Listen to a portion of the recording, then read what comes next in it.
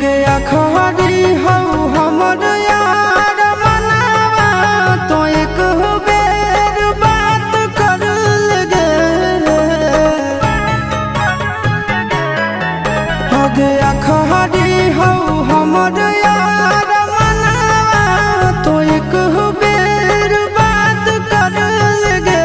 हो गे सुना यारवा हो भरती पटनवा में आके मुलाकात कर लेगे। आगे सुना यारवा हो भरती पटनवा में आके मुलाकात कर लेगे। आगे चली जाइबौ छोड़ी के दुनिया विदाई अपने हाथ कर लेगे।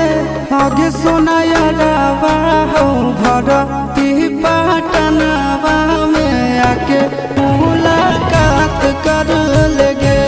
आगे सुना यारवा हो भरती पटनवा में आके मुलाकात कर लेगे।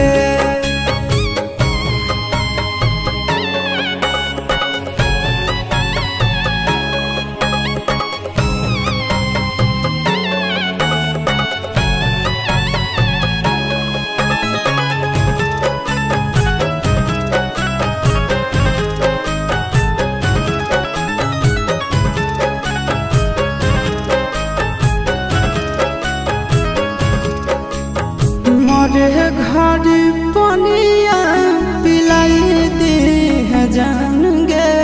कफन ओढ़ाई दी है टूटत ही जब प्राण गे।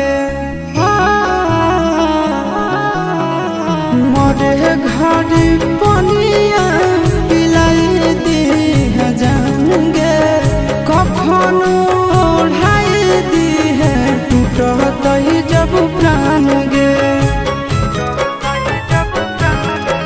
आगे हमारा से तोरा जाती प्यार होता भेंट साक्षात कर लगे।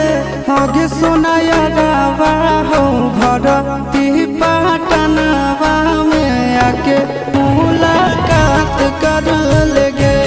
आगे सुना यारवा हो भरती पटनवा में आके मुलाकात कर लेगे।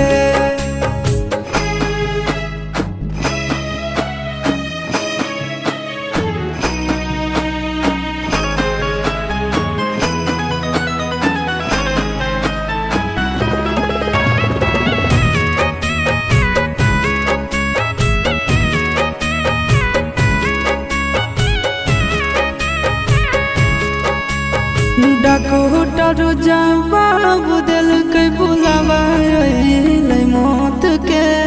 देखी के चेहरा जानू चल जाई है लौट के। डॉक्टर जवाब दिल के बुलावा मौत के।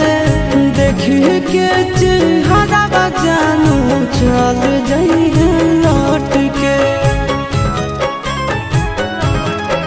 आगे अमन आलम दिला आशीष नंदन से औरी विश्वासघात कर लगे। आगे सुना यारवा हो भरती पटनवा में आके मुलाकात कर लेगे। आगे सुना यारवा हो भरती